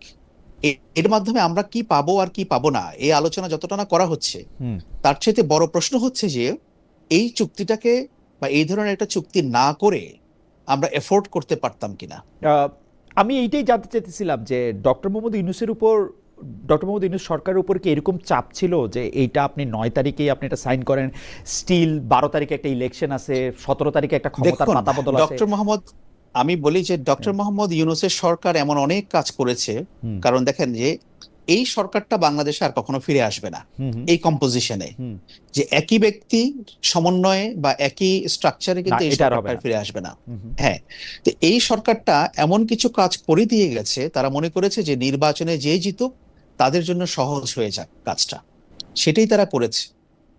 তারা না চাইলে এটা করতে পারতো, সিরিয়াসলি তারা না চাইলে এটা করতে মানে পারতো। আমার কাছে এক সপ্তাহ কিন্তু পরে করলে, আমার কাছে কিন্তু এটা এক সপ্তাহ চিরকালীন পরে করলে, হ্যাঁ এক সপ্তাহ পরে করলে হ্যাঁ। আমার কাছে এটা চিরকালের ধাঁধা যে মানে এটা মানে ডক্টর মোহাম্মদ ইউনূস সরকারের এটা কেন করতে হইলো। এটা কি এরকম হইতে পারে জনাব আকবর, যেহেতু নিরাপত্তা উপদেষ্টা সেই সময়কার বর্তমানে পররাষ্ট্রমন্ত্রী হয়েছেন, সেই নিরাপত্তা উপদেষ্টা ডক্টর মোহাম্মদ ইউনূসকে ভুল বুঝিয়ে চুক্তিটা করেছিলেন? এটা কি হইতে মানে ভুল বুঝিয়ে বা ঠিক বুঝিয়ে আমি জানি না, মানে ইনফ্লুয়েন্স করে? No no, not at all, not at all. মানে আপনাকে জিনিসটাকে দেখতে হবে, জি আপনাকে জিনিসটাকে দেখতে হবে একটা, যেটা আমি বললাম যে আপনি একটা ব্রডার পলিটিক্যাল স্পেকট্রামে দেখেন। ডক্টর ইউনূস ভুল বোঝার মতো কোনো মানুষ না যে ওনাকে কেউ ভুল বুঝিয়ে দিবেন আর উনি ভুল বুঝে ফেললেন। একটা হাইলি সেন্সিটিভ টাইমে কেন এই চুক্তিটা স্বাক্ষর করতে হলো? আমি যেটা বললাম যে এটা 1 মাস পরে হলে তো এমন কোনো ক্ষতি ছিল না, একটা বা 1 সপ্তাহ, ঠিক আছে, এটা আমার কাছে ইলেকশনের আগে আগে। এটা আমার কাছে হ্যাঁ, একটা তো তাহলে ধাঁধার মতো। তা আপনার কাছে জবাবটা কি আপনি বলেন তো, কেন করলেন উনি? এখন মানে শুনেন, আমাদের এখানে যে ভূ রাজনীতি, আমরা আমেরিকান এক্সিসের বাইরে যেতে পারবো না। পারলাম না, রাইট? হ্যাঁ, আমরা পারবো না। আমাদের সঙ্গে আমাদের এই 5ই আগস্ট পরবর্তী সময়ে আমাদের যে একটা নতুন ভূ রাজনৈতিক বাস্তবতা তৈরি হয়েছে, এখানে আমাদের বিগ নেইবার্স যারা আছে বা বিগ নেইবার যারা আছে, তাদেরকে কন্টেইন করার জন্য আমাদের আমেরিকার কাছ থেকে একটা কন্টিনিউয়াস পলিটিক্যাল সাপোর্ট দরকার, অফকোর্স দরকার।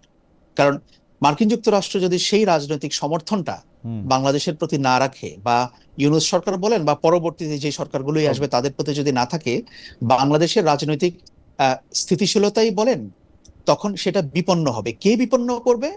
অন্যরা বিপন্ন করবে। তখন আমেরিকা সেখানে তারা আর কোনো রোল প্লে করার জন্য সুযোগ থাকবে। আমেরিকা এরকম একটা চাপ, বা আমি যদি এটাকে সোজা টেনিদার ভাষায় বলি, যে ব্ল্যাকমেইলিং কি করতেছিল বাংলাদেশে, যে না তোমরা যদি এটা না করো এটার মধ্যে এটা হবে? না, ব্যাপারটা না ব্ল্যাকমেইলিং করার কোনো বিষয় না। মানে মানে আমি যেটা জানতে চাইছি যে আপনি যেটা বললেন সেটাতে হচ্ছে যে আমেরিকার চাপটা সহ্য করার জন্য বা হজম করার জন্য বাংলাদেশের চুক্তিটা করা দরকার ছিল। ডক্টর ইউনূসের বিবেচনায় কি আমেরিকার চাপটা হজম করা নাকি বাংলাদেশের জন্য ভালো করা, কোনটা ছিল? মানে কেন আমি বলতেছি, উনি তো ইচ্ছা করলে এটা 1 সপ্তাহ ডেফার করতে পারতেন, যে না আপনি 1 সপ্তাহ পরে করেন, আমি নাই এখন, আর ক্ষমতায় নাই, 1 সপ্তাহ পরে করতে পারতেন। হ্যাঁ হ্যাঁ, করতে পারতেন। উনি হয়তো করেন নাই, কারণ উনি তো ভেবেছেন যে ঠিক আছে, যারা পরবর্তীতে নির্বাচনে জিতে ক্ষমতায় আসবে আমি তাদের জন্য কাজটাকে ইজি করে দিয়ে যাই। কেন তারা সাইনটা করতে পারতো না ইজিলি?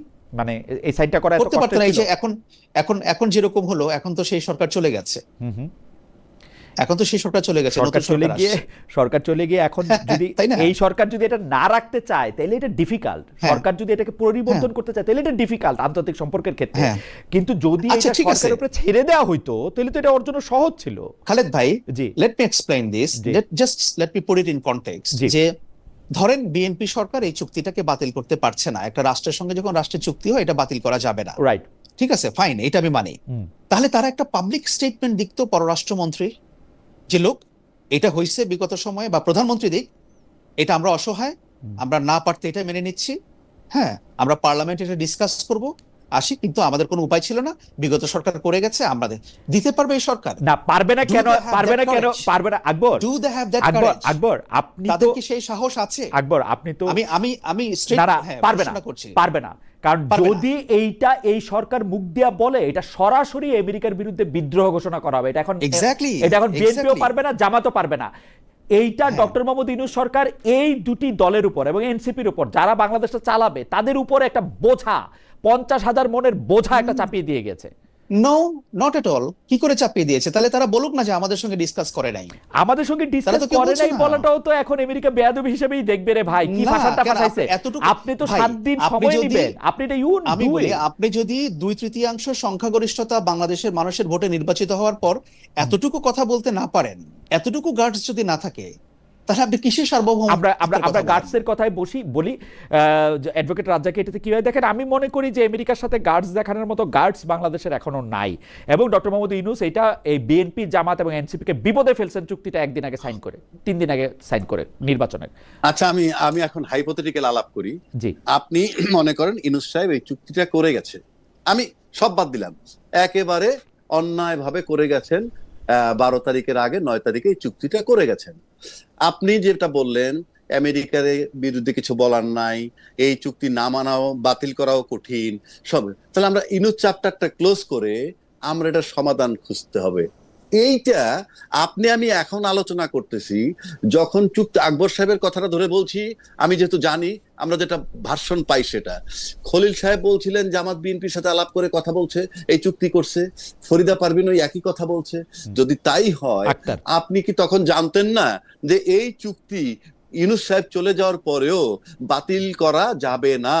এটা যদি জানেন চূড়ান্ত ভাবে, কারণ আমেরিকা এমন একটা দেশ, সেই চুক্তি না করে দেখলি মৌখিক এম্বার্গো দিত সরকারকে, যে তুমি আমার অনুমতি ছাড়া ওখান থেকে তেল আনতে পারবে না, সেটাও মানতে হইতো।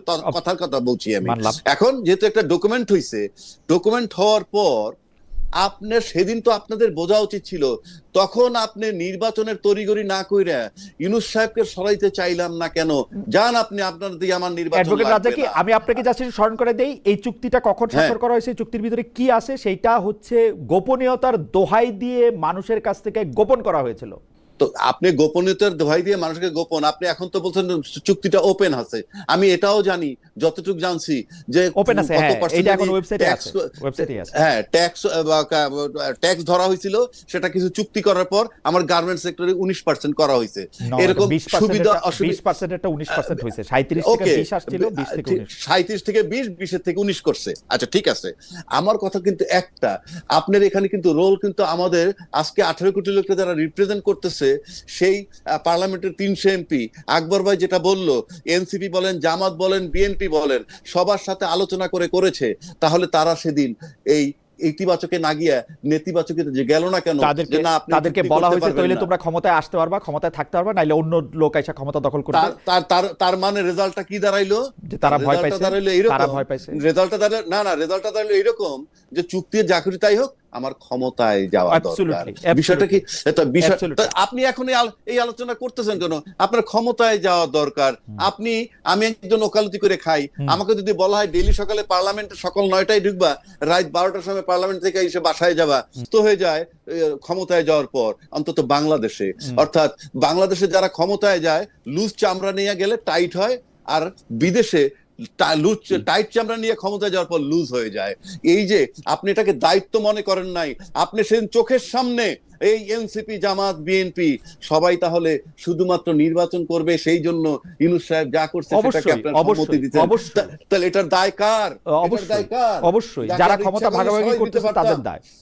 হ্যাঁ, তাহলে আপনি শুধু তাকে দোষ দিয়ে আমি কি করব? আমি তো বললাম, আপনি কালকে তার বিরুদ্ধে মামলা করেন না কেন? এখনো মামলা করতে পারতেছেন না কেন? তাকে কাস্টডিতে নিচ্ছেন না কেন? কেন নিচ্ছেন না? তাহলে আপনি বলেন তো, আপনার আমি আলাপগুলো করে লাভটা কি? আমার এটা আমাদের দর্শকদের লাভটা হচ্ছে, তাহলে আমরা কি করব? আমরা চুপ করে থাকবো, আলাপও করব না? কি করবেন? আমি মনে করি এই আলাপগুলি করা দরকার, এই আলাপগুলি করা প্রয়োজনীয়, কারণ আমরা আমাদের জায়গা থেকে এই ব্যাপারগুলি আমাদের প্রজন্মকে, তার পরবর্তী প্রজন্মকে জানাই দিতে চাই, যে কিভাবে ক্ষমতা ভাগাভাগি করে সংসদে বসে, কিভাবে গণহত্যা করে।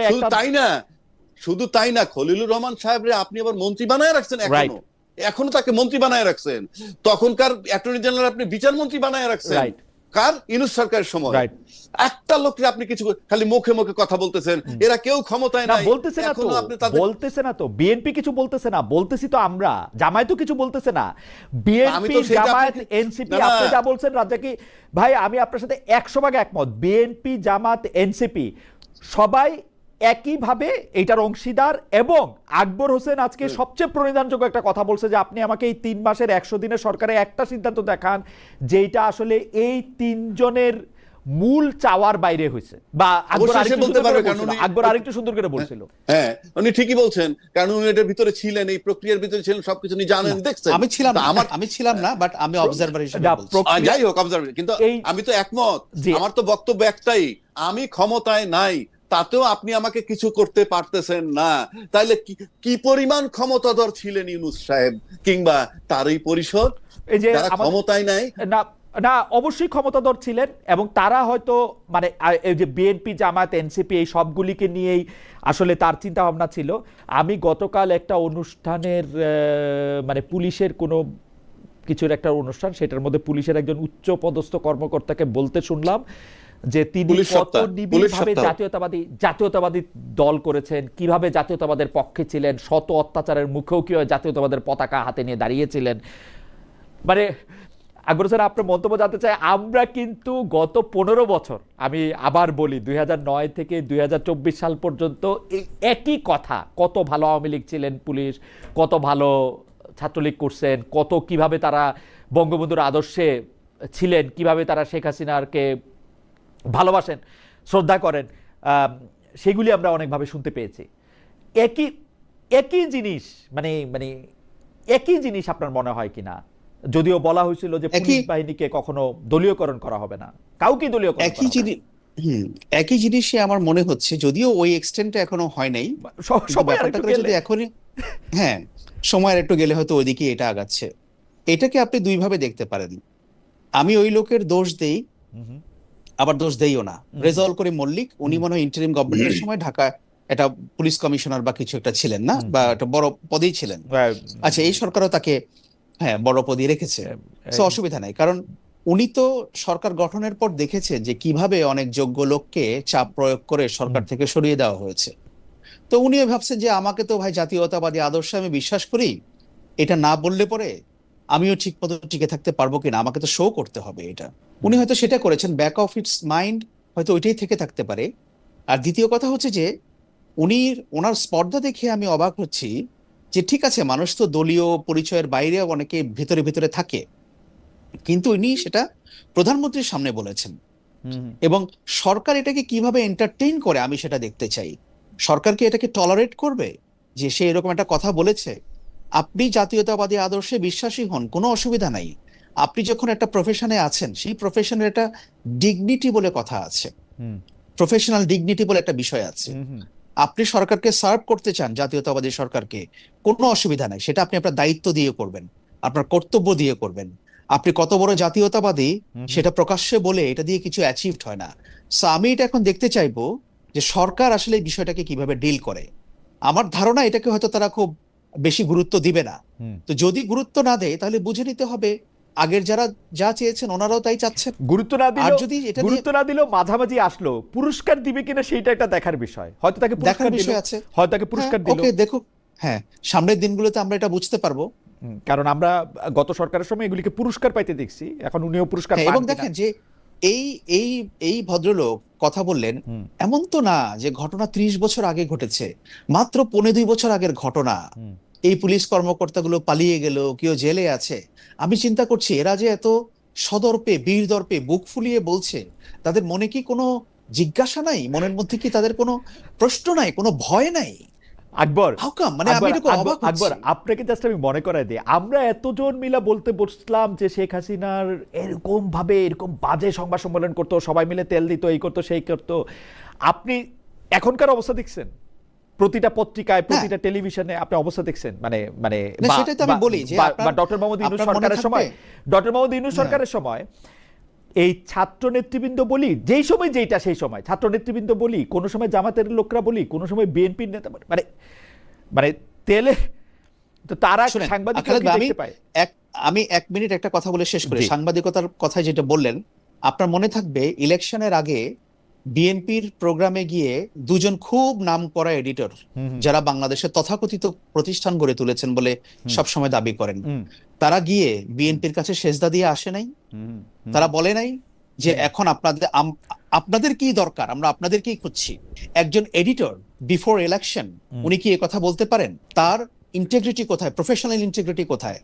আমি বলছি না যে আপনারও একটা রাজনৈতিক আদর্শ আছে, আমারও আদর্শ আছে, কিন্তু as long as I am in a profession, আমি তো একজন সাংবাদিক হয়ে আমি বলতে পারি না, তার কাছে আমি আনুগত্য প্রকাশ করতে পারি না যে হ্যাঁ আমরা চাচ্ছি আপনারাই আসেন ক্ষমতায়। কেন? আপনি যে ইনস্টিটিউশনটার কথা বলতেছেন বা যে ইনস্টিটিউশনের কথা বলেছেন, তারা দেখবেন যে প্রতিটা ইলেকশনের আগেই, মানে যখন থেকে তারা বিভিন্নভাবে রোল প্লে করেছে, আমি কন্টেন্ট অ্যানালাইসিস করে সেগুলি নিশ্চয় পরে বলতে পারবো। আমি একটু রাজ্জাকি ভাইয়ের কাছে যাই। রাজ্জাকি ভাই, আমি একটু আপনার কাছে জানতে চাইবো, যেটা নিয়ে আকবর এতক্ষণ কথা বলছিলেন, যে সাংবাদিক বলেন পুলিশের পোশাক পরে জাতীয়তাবাদী হওয়া, সেইটা নিয়ে আপনার কাছে কি মনে হইতেছে? আপনি কি লক্ষণ দেখতে পাচ্ছেন? আমার কাছে সিম্পল, আমার সবটাই হায়ের ভিতরে না, নায়ের ভিতরে হা মনে হয়। কেন বলছি?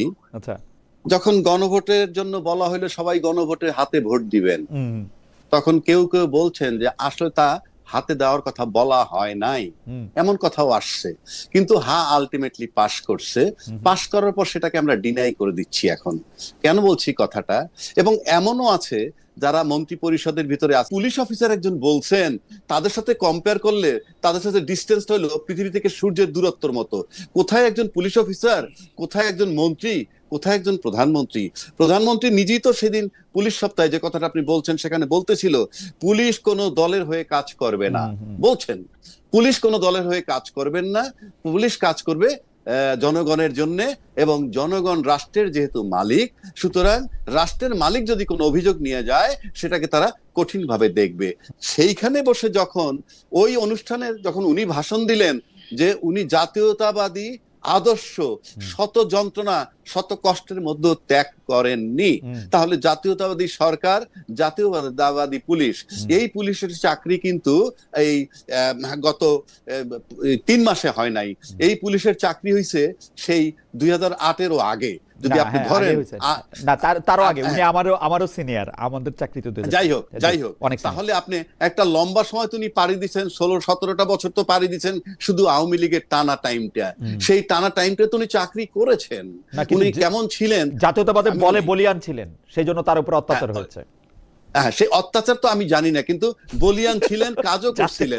কিন্তু আমি বলি, আমি তর্কের খাতিরে বলছি, আমি যদি আওয়ামী লীগ সরকারের তীব্র নিন্দাও করি, তারা গত 16 বছর 17 বছর যা রিক্রুট করেছেন, বা তার আগে সেই 1990 থেকে 2001 এই যে টাইমটা, সেখানেও যাদেরকে রিক্রুট করছেন তারা ডিএনএ টেস্ট করে যদি আওয়ামীপন্থী লোক নিয়ে থাকেন, কথার কথা বলছি তর্কের খাতিরে, তাহলে সে এখন আবার জাতীয়তাবাদী কিভাবে হয়? এখন প্রশ্ন হচ্ছে ওই যে হায়ের ভিতরে না, আমি বলেছিলাম গণভোট মানবো, এখন মানছি না, আমি বলছি এইটা মানছি না, তো উনি ছিলেন কি দরকার নাই, এখন উনি জাতীয়তাবাদী? তা নাহলে প্রাইম মিনিস্টারের উপস্থিতিতে উনি বলতেছেন, কিভাবে বলেন আমি পুলিশের দোষ দিচ্ছি না। কেন দিচ্ছি না? আমার টপ লেভেল যখন এইগুলা করতে পারে, পুলিশ তো অনেক ছোট একটা চাকরি তাদের তুলনায়, অনেকের তুলনায় তো এটা বড় চাকরি, কিন্তু আপনি প্রাইম মিনিস্টার, স্বরাষ্ট্রমন্ত্রী কিংবা অন্যান্য প্রতিমন্ত্রী কম্পেয়ার করে দেখেন তার চাকরিটা কত ছোট। সেটুকের জন্য যেটুক করা দরকার সেটুক সে করছে, খুবই জাস্টিফাইড, এই কারণে যে রাজনীতিবিদরা করে কি। আমি একটু দর্শকদের, আপনাকে ধন্যবাদ। আমি একজন দর্শকের মন্তব্য পড়ে শোনাই। উনি পারভেজ আক্তার, খালেদ ভাই, আজকে ডক্টর জাহেদ কিন্তু বলেছেন এই সরকার আমেরিকার বিরূপ মনোভাবের ভয়ে এই চুক্তি বাতিল করতে ভয় পাচ্ছে, তারা সংসদে আলোচনা করার সিদ্ধান্ত নেবে। আমি ডক্টর জাহেদের এই বক্তব্য শুনি নাই, তো আমি ডক্টর জাহেদ যদি এই ব্যাপারে কোনো কিছু বলেন, তাকে সবার আগে ব্যাখ্যা দেওয়া উচিত, বা তথ্য মন্ত্রণালয় সরকারের সবার আগে ব্যাখ্যা দেওয়া উচিত যে তারা এই চুক্তির ব্যাপারে কোনো গ্রিন সিগন্যাল সেই সময়কার সরকারকে দিয়েছিলেন কিনা, তাদের সঙ্গে কোনো আলোচনা হয়েছিল কিনা, সবার আগে এই ব্যাখ্যা দেওয়া দরকার।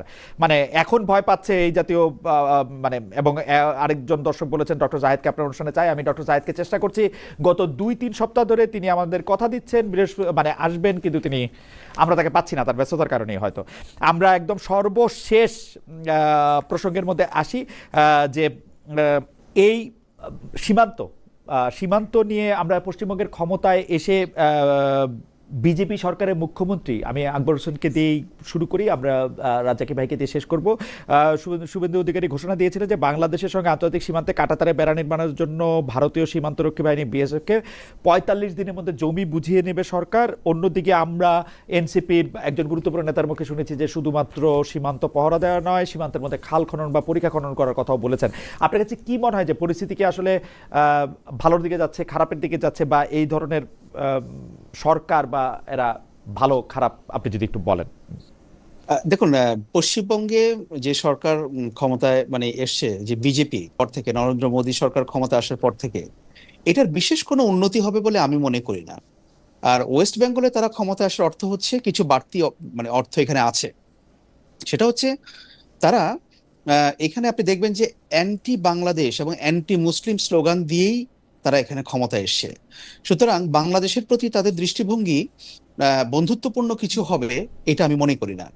আমি যেটা আশঙ্কা করছি সেটা হচ্ছে, দেখুন, ভারত তো গত 16 বছরে বাংলাদেশের কাছ থেকে অনেক কিছু নিয়েছে বটে, আবার অনেক কিছু তারা বাস্তবায়ন করতে পারে নাই, নিয়েও শেষ পর্যন্ত নিতে পারে নাই, এরকম ব্যাপারও আছে। সো এখন এই যে অনুপ্রবেশ এবং পুশব্যাক ফ্যাক্টরটা, এটা নতুন সরকারের উপর কোনো চাপ তৈরি করবে কিনা বাংলাদেশের সরকারের উপর, এবং সেটাকে ব্যবহার করে ভারত নতুন কোনো কিছু অর্জন করতে চাইবে কিনা ডিপ্লোম্যাটিকলি, এইটা আমার কাছে একটা বড় প্রশ্ন হয়ে রয়ে যাবে।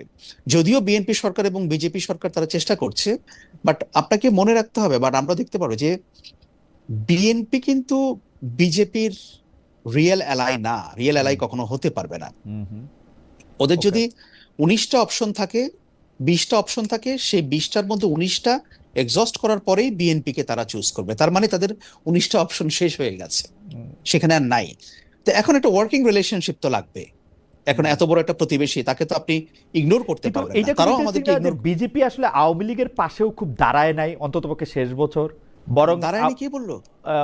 আমার তো মনে হইলো যে, যেমন ধরেন আমি দুইটা জিনিস শুধু বলি, দাঁড়ায় নাই কেন আমার কাছে মনে হইলো, কেন্দ্রে বিজেপি গভর্নমেন্ট আছে ইন্ডিয়ার কেন্দ্রে, কিন্তু তারা কিন্তু শেখ হাসিনাকে মেক শিওর করছে শেখ হাসিনা যাতে প্রধানমন্ত্রী হিসেবে ওই দেশে নামতে না পারে। কারণ উনি প্রধানমন্ত্রী প্রোটোকল পান নাই, কিন্তু উনি প্রধানমন্ত্রী হিসেবে যান নাই, আগে পদত্যাগ করছেন, সে পদত্যাগপত্র পাওয়ার পরেই তাকে ওই দেশে নেয়ার ব্যাপারে তারা গ্রিন সিগন্যাল দিছে। আমার এইটাই মনে হয়, কারণ উনি প্রধানমন্ত্রী হিসেবে ওই দেশে যান নাই। যদি উনি শুধু প্রধানমন্ত্রী হিসেবে ওই দেশে যাইতে পারতেন, তাইলে কিন্তু তিনি আন্তর্জাতিক সংবাদ সম্মেলন করতে পারতেন, এটা বলতে পারতেন, সেটা বলতে পারতেন, আমাকে জোর করে দেশ দখল করছে, এই করছে, সেই করছে, সেগুলি বলতে পারতেন। সেগুলি কিন্তু তারা মেক শিওর করছে এটা যাতে না করতে পারে। আপনি যদি অন্যান্য সময় শেখ হাসিনা বিভিন্ন ঝামেলা ঝুট ঝামেলায় পড়ার ক্ষেত্রে আর জুলাই আগস্টে ইন্ডিয়ার অবস্থান আপনি দেখেন, আমি মিডিয়ার অবস্থান বলতেছি না, ওরা একটা বিবৃতি দেয় নাই কিন্তু শেখ হাসিনার পক্ষে, মানে 30 তারিখে একটা কোনো মতে একটা দিছে 30 জুলাই যে তাদের ব্যাপার তারা করুক। সেই সব ক্ষেত্রে আমার মনে হয় আর কি যে বিজেপি আওয়ামী লীগের পাশে দাঁড়ায় না। ভারত তো মানে তারা তো বুঝে গেছে যে বাংলাদেশে একটা গণ অভ্যুত্থান হচ্ছে এবং হাসিনা সরকারের পতন আসন্ন, এইটাও তারা বুঝে গেছে আরো আগেই। এবং সেই বুঝে যাওয়ার কারণে তাদের মূল লক্ষ্যটা ছিল কি করে আওয়ামী লীগ এবং হাসিনাকে বাংলাদেশ থেকে নিরাপদে বের করে নিয়ে যাওয়া যায়। কেন দ্যাট ওয়াজ देयर প্রায়োরিটি, এবং সেটা তো হয়েছে না। আমার কাছে কিন্তু আমার কাছে গল্পটা উল্টা মনে হয়। আমার কাছে গল্পটা কেন উল্টা মনে হয়, কারণ একজন সাবেক প্রধানমন্ত্রী কোনোদিন এইটা দিয়ে দেশ মানে যেটা তারা মানে আমরা যেটা বলতেছি যে তারা এটা করতে চায়, এটা তারা কোনোদিনই করতে পারতো না এবং করতে পারেও নাই। আপনি দেখেন 2 বছরের কাছাকাছি সময় শেখ হাসিনা এখন পর্যন্ত জনসমক্ষে আসতে পারেন নাই। বাংলাদেশের কোনো সংবাদ মাধ্যম দূরে থাক, পৃথিবীর কোনো সংবাদ মাধ্যম তারা এখনো কোনো সাক্ষাৎকার নিতে পারে নাই। কেন নিতে পারে না? ইমেল সাক্ষাৎকার এটা তার পিআর টিম লেখছে, এটাকে আমি গুরুত্বই দিতে চাই না। পৃথিবীর কোথাও আপনি বিদেশে কাজ করছেন, ইমেল সাক্ষাৎকার না, আমি বলি না, ইমেল সাক্ষাৎকার দিক, তার নামে তো গেছে, তার পার্টি তো অস্বীকার করে নাই যে না এটা ওনার না। তার পার্টি অস্বীকার করতে হলে তো তার পার্টিকে তারকে দিয়ে কথা বলাইতে হবে, সেটাও তো সে বলায় না। এবং আমি বলি উনি ওনাদের লোকজন বীর দর্পে ইন্ডিয়াতে ঘুরে বেড়াচ্ছেন, সেখান থেকে ফেসবুক লাইভ করছেন, সেখান থেকে ভিডিও দিচ্ছেন, কিন্তু নাম বলছেন না। আপনি দেখবেন যে কলকাতার আপনার হরহামেশে তো আপনি ভিডিও দেখতে পাচ্ছেন। আপনি দেখেন, আপনি বলছেন যে ভারত শেখ হাসিনাকে অত ব্যাকআপ দেয়নি বা ইত্যাদি। ভারত তো 5ই আগস্টের, যাই হোক বলেন আপনি। না 5ই আগস্টের পরবর্তী সময়ে এই যে ইন্টারিম গভর্নমেন্টের সময়ে ভারত একতরফাভাবে গোসা করে থাকলো, রাগ করলো। হ্যাঁ, এটার রিজনটা কি বলেন তো? না, এই কথা ঠিক না। আপনি খেয়াল করে দেখেন, প্রফেসর ডক্টর মোহাম্মদ ইউনূস সরকার প্রধান হয়ে চীনে গিয়ে বলছেন তিনি 7 সিস্টার্সে মানে অভিভাবক তিনি।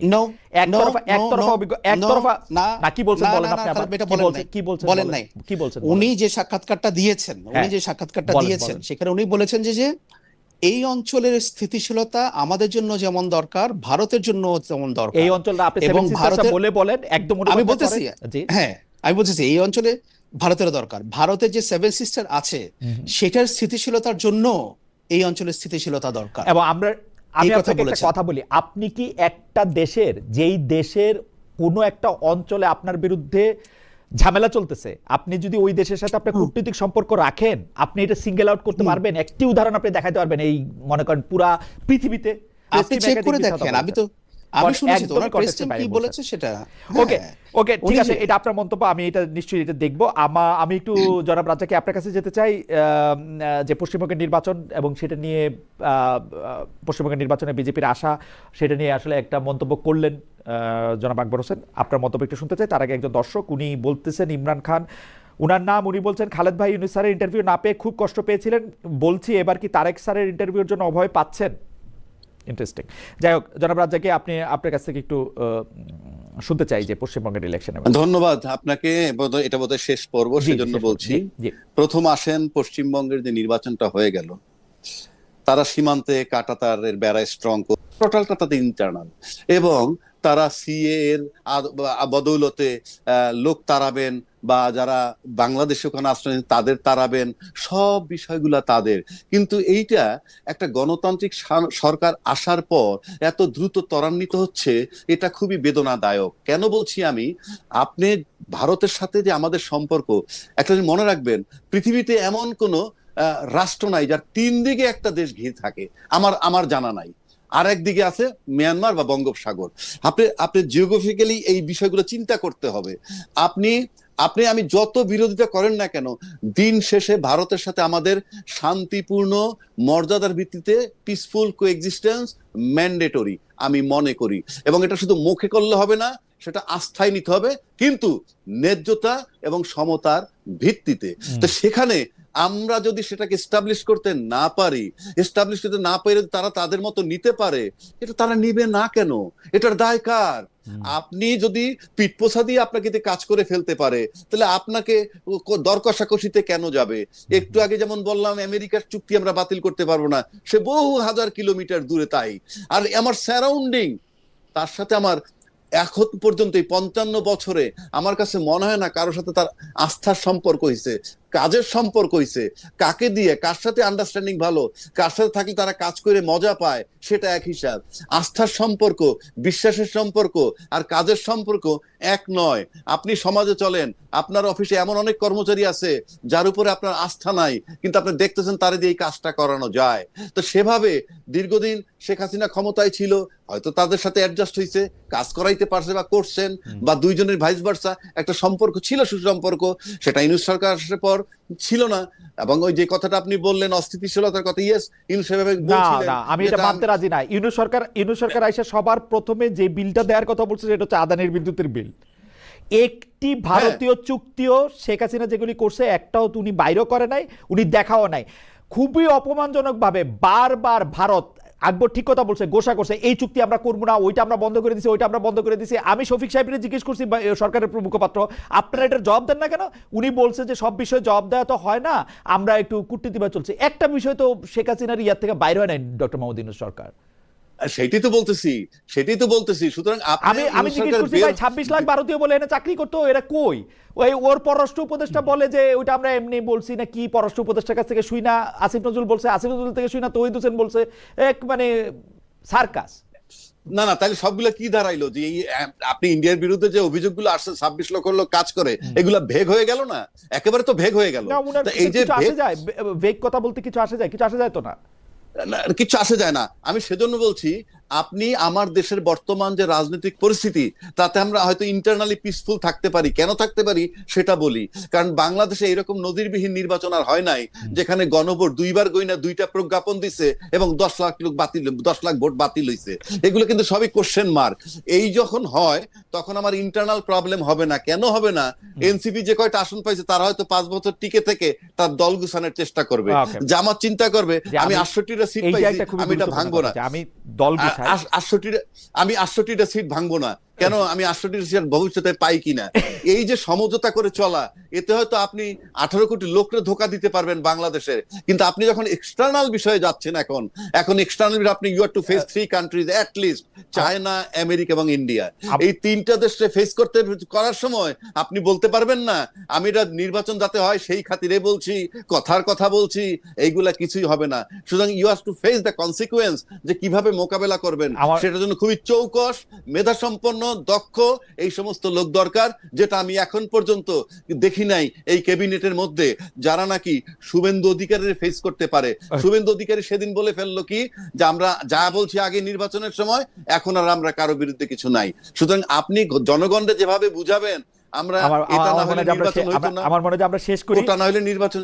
এখন এই 3 দেশকে বুঝান, 3 দেশকে বুঝাইয়া দেশের এক্সটার্নাল রিলেশনশিপটাকে স্টেবল করেন, তা না হলে এটা কনসিকুয়েন্স সরকারকে ভোগ করতে হবে। আমরা একটু শেষ কথা জনাব আকবর হোসেনের কাছে শুনবো, আমরা শেষ করি। তার আগে দর্শকদের দুজনের একটা মন্তব্য পড়ে শোনায়, এটা অনেক বেশি এই মন্তব্য আসছে।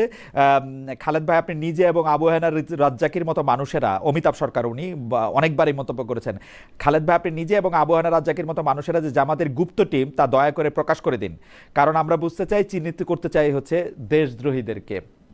আমি আমি আমি জানি না, আমাকে গুপ্ত টিপ বলেন, ঠিক আছে, কিন্তু অ্যাডভোকেট রাজ্জাক কিন্তু জামাতে ইসলামের খুবই সাংঘাতিক সমালোচনা করেন, আপনার কেন এটা গুপ্ত মনে হচ্ছে আমি জানি না। হাওয়েভার আর আরেকজন উনি তারপরে এই বলতেছেন, ওনার নাম রাফসান ইসলাম, সব বিষয়ে কথা বলার সৎ সাহস আপনার নাই খালেদ ভাই, শেখ হাসিনার নেতৃত্বে যে হত্যা চলেছে জুলাইয়ে, এখন শেখ হাসিনার বিচার আপনি চেয়েছেন।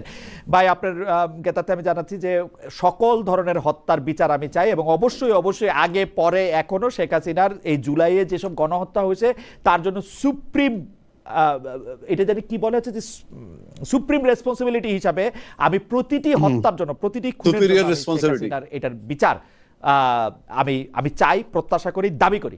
যাই হোক, জনাব আকবরের কাছ থেকে আমরা আজকে একটা শেষ কথা শুনে, মানে সমাপনীমূলক কথা শুনে আজকে শেষ করি। আচ্ছা, কোনো প্রশ্ন আছে নাকি? না, প্রশ্ন নাই, শুধু মানে আমাদের শেষ করা আর কি।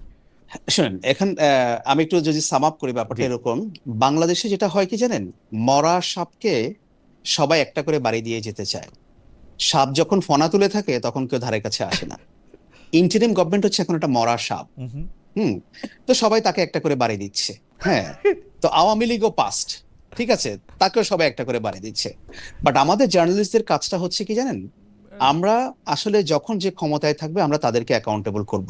অফকোর্স আমরা হিস্ট্রির দিকে তাকাবো, ইতিহাস ছাড়া বর্তমান হয় না, অবশ্যই হয় না, কিন্তু আমাদের কাজ হচ্ছে অ্যাকাউন্টেবিলিটি এস্টাবলিশ করা। আর দ্বিতীয় কথা হচ্ছে যে ইন্টারিম গভর্নমেন্টের যে ব্যাপারটা, যেহেতু আমি অনেক কিছু এখানে বলেছি, দেখেন আমি মনে করি না যে প্রফেসর ইউনূস কোনো দেবতাতুল্য মানুষ, তার ভুল থাকবে না, তিনি কোনো কিছু করবে না। এবং আমি যে ব্যক্তিগতভাবে প্রফেসর ইউনূসের বিরাট ফ্যান, আমি কিন্তু তাও না, কিন্তু তখন দেশের প্রয়োজনে একটা সার্টেন টাইমের জন্য ওনাকে অ্যাকসেপ্ট করতে হয়েছিল আমাদের। আর সেই জন্য আমরা সবাই ভেবেছিলাম যে একটা অবাধ, সুষ্ঠু, নিরপেক্ষ নির্বাচন হবে যার মাধ্যমে গণতন্ত্র আসবে, এই জন্য অনেকেই মেনে নিয়েছিল এটা। ওনার একেবারে যে উনি যে দেবতার তুল্য মানুষ সেই জন্য মেনে নেয় নাই। আর থার্ড থিং হচ্ছে, আমি এটা আগেও বলেছি যে উনি যখন সরকার পরিচালনা করছিলেন ওনার উচিত ছিল আরো কঠোর হওয়া। উনি ক্ষমতা এসে বলতে পারতেন যে লোক, আমি এই সময়ের জন্য আসছি, এই সময় পরে নির্বাচন হবে, এর মাধ্যমে আমাকে আর কোনো দাবি দাওয়া আনা যাবে না, নতুন সরকার এগুলো ডিল করবে, আমি এগুলোকে অ্যাকসেপ্ট করব না, আমার দরকার শান্তি শৃঙ্খলা এস্টাবলিশ করা। কিন্তু উনি এটা করেন নাই। উনি এটা করলে পরে আমার ধারণা দেশের পরিস্থিতি তখন আরো বেটার হইতো। এখন কেন করেন নাই এটা নিয়ে নানা কথা হয়তো প্রচলিত, হয়তো এমনও হতে পারে যে গভর্নমেন্টের সামনে কোনো ইলেকশন রোড ম্যাপ শুরুর দিকে ছিল না, সেই জন্য করেন নাই, আমি জানি না ব্যাপারটা।